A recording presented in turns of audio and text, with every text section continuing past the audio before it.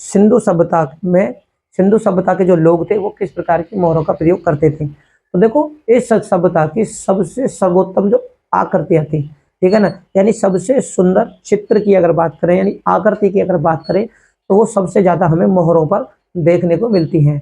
अब तक सिंधु सभ्यता में लगभग 2000 मोहरें खोजी जा चुकी हैं। कौन सी मोहरों की अगर बात करें तो कितनी मोहरें खोजी जा चुकी हैं? 2000 मोहरें ये खोजी जा चुकी।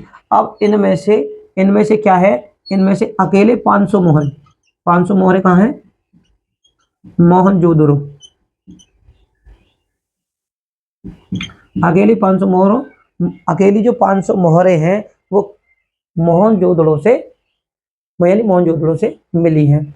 अब इन मोहरों की विशेषता क्या थी? सिंधु सभ्यता में इन मोहरों की जो विशेषता थी कि इन ही मोहरों पर ज्यादातर लिपि देखने को मिली है, लेख देखने को मिले हैं, ठीक है ना। तो क्या थे इनमें? देखो लेख के साथ साथ इन पे क्या थी? मोहरों पे चित्र यानी आकृतियां भी हमें देखने को मिलती हैं। तो इन मोहरों की ही विशेषता के बारे में आज हम बात करेंगे। तो सिंधु सभ्यता में जो मोहरें थी, देखो सिंधु सभ्यता के जो लोग थे जो मोहरों का प्रयोग करते थे, अब तक सिंधु सभ्यता में 2000 मोहरें मिली हैं, उनमें से 500 मोहरें केवल मोहनजोदारो से मिली हैं, ठीक है।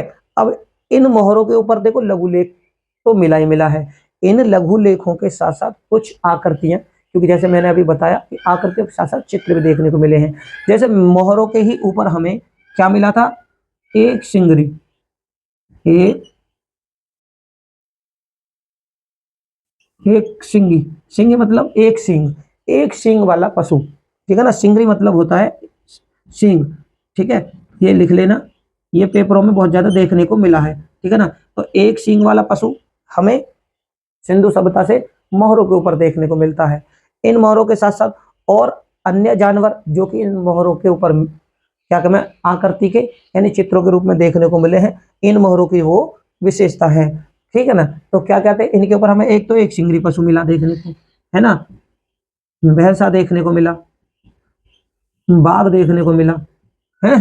तो ये वो जानवर हैं जो कि इन मोहरों के ऊपर आकृति यानी चित्रों के रूप में देखने को मिले हैं। सांड हो गया, बकरी हो गया, हाथी हो गया, भैंसा, बाघ, सांड, बकरी और हाथी, ठीक है, इन सभी की आकृतियां क्या है? हमें इन मोहरों के ऊपर देखने को मिलती हैं। अब ये क्या है? इन मोहरों में सबसे ज्यादा देखो, ये तो हो गए वो जानवर जो कि सिंधु सभ्यता के लोग इनसे परिचित थे, और परिचित होने के साथ साथ इन्होंने अपनी मोहरों पर इन जानवरों को उन्हें आकृति स्वरूप खोद दिया, यानी ठीक है ना, खोद दिया, आकृतियों को उनके ऊपर खोद दिया।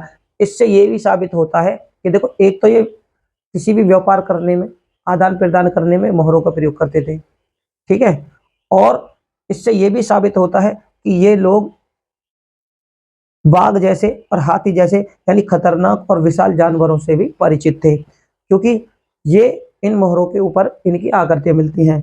एक सिंगरी पशु की आकृति हो सकता है, ये एक सींग वाला जो पशु है उसकी जो आकृति है वो धार्मिक प्रतीक हो, ठीक है ना, धार्मिक आस्था के प्रतीक की वजह से सबसे ज्यादा ये भी देखने को मिलती है। अब इसमें क्या है, ये मोहरें बनती किस प्रकार से थी, ठीक है ना, और मोहरें मिली किस प्रकार से थी। तो देखो सिंधु सभ्यता अपने आप में विशाल विशाल भूभाग में फैली हुई सभ्यता थी, तो ठीक है ना। तो ये मैंने आपको पहले भी बताया, बहुत ज्यादा विशाल भूभाग में फैलने के कारण इस सभ्यता के प्राचीन स्थलों से, यानी अलग अलग प्राचीन स्थलों से हमें मोहरें उत्खनन के दौरान देखने को मिली, ठीक है।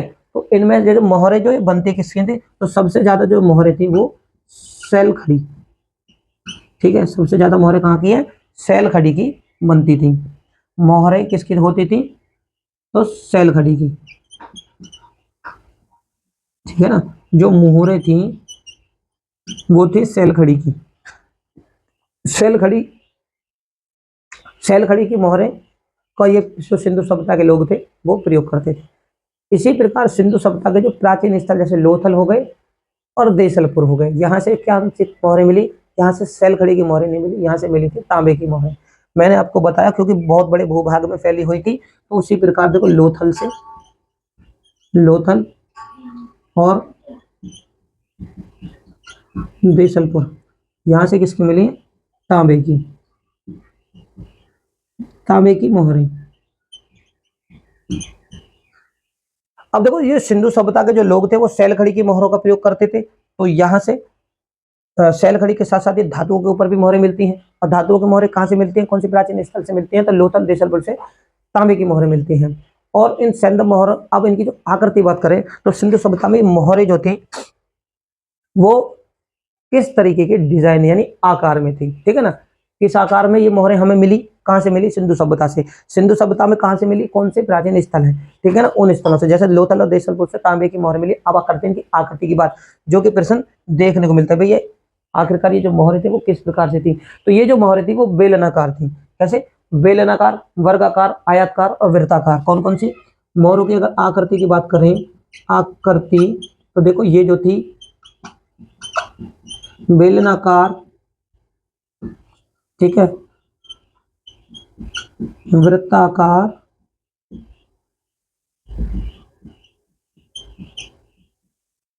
आयतकार, ठीक है ना, और वर्गाकार, है ना।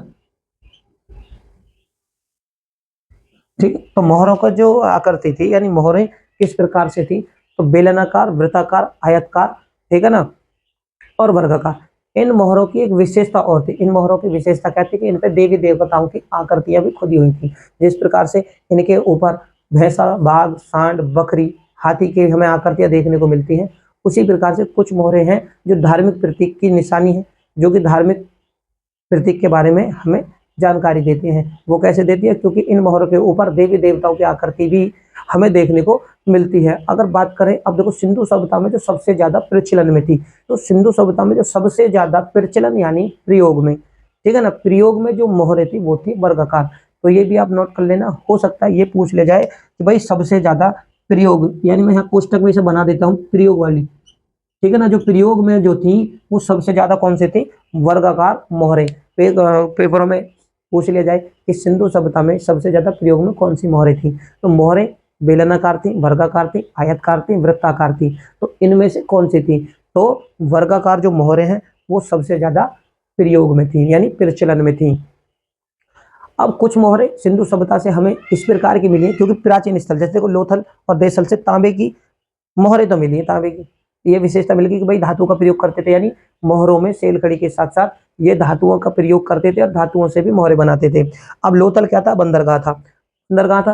तो यहाँ से जो कुछ मोहरें में हमें मिली, उन मोहरों पे क्या था कि हमें आकृतियां, क्योंकि मैंने आपको बताया कि इन पर जो आकृतियां थी एक सिंगरी पशु की, ठीक है ना, एक सिंगरी पशु, भैंसा, बाघ, सांड आदि के आकृतियां मिली। इसके बाद में मोहरें किस प्रकार की थी, तो सारी वो आकृतियां बताई कि भाई इस प्रकार की मोहरें थी। अब इन पर कुछ तो जानवरों की आकृतियां मिलती हैं, और कुछ मोहरें प्राचीन स्थलों से जो मिली उन पर हमें नाव की आकृति, जैसे लोथल की अगर मैं बात करूं, लोथल की, तो लोथल से जो हमें मोहरें मिली, लोथल से एक तो तांबे की थी, वो धातु का पता चल गया कि तांबे की थी, और इन पर क्या था? नाव, नाव की आकृति। अब इससे क्या पता चलता है नाव की आकृति मिलने से? देखो ये नाव की आकृति की जो मोहरें, मोहरें भी लिख दूं ताकि आपको याद रहे। आपसे तीन इनसे क्वेश्चन इस प्रकार से बन सकते हैं जो मैं आपसे साझा करता हूं कि लोथल, बंदरगाह, नाव की आकृति मिलने से क्या पता चलता है कि यहाँ पर जो व्यापार था वो जल मार्ग के द्वारा होता था। तांबे की मोहरें मिलने से क्या हो गया? यहाँ से ये पता चल गया कि व्यापार स्थल मार्ग के भी द्वारा होता था, ठीक है, व्यापार के बारे में पता चला। और मोहरों के यानी किस प्रकार की धातु, धातुओं के बारे में भी पता चला, ठीक है ना। तो धातु के बारे में, नाव के बारे में, स्थल के बारे में, और सभ्यता कौन सी थी उसके बारे में, ठीक है ना। सभी क्वेश्चन यहाँ से कहीं से भी एग्जामिनर पूछ सकता है, ठीक है ना, मोहर में। इसी प्रकार देखो कुछ लोथल हो गया, और कालीबंगा, कालीबंगा का मतलब क्या होता है? कांच की काले रंग की चूड़ियां, ठीक है ना, कालीबंगा। तो यहाँ से क्या है? राजमुद्रिक, ठीक है, राज मुद्रांक कह सकते हैं अपने, राज मुद्रांक भी हमें लोथल से भी और कालीबंगा से भी हमें देखने को मिलता है, ठीक है ना। अब इनके मिलने से क्या होता है यह हमें समझ में आ जाएगा। एक तो नाव की आकृति भी मिल गई, ठीक है ना, तो इससे क्या है कि व्यापारिक क्रियाकलापों में इनका प्रयोग किया जाए, जो कि अभी हम आपसे साझा कर रहे थे, ठीक है ना। तो व्यापारिक क्रियाकलाप भी हमें यहाँ से देखने को मिलता है। नाव की आकृति देखो, नाव की आकृति मोहनजोदड़ो से भी मिली,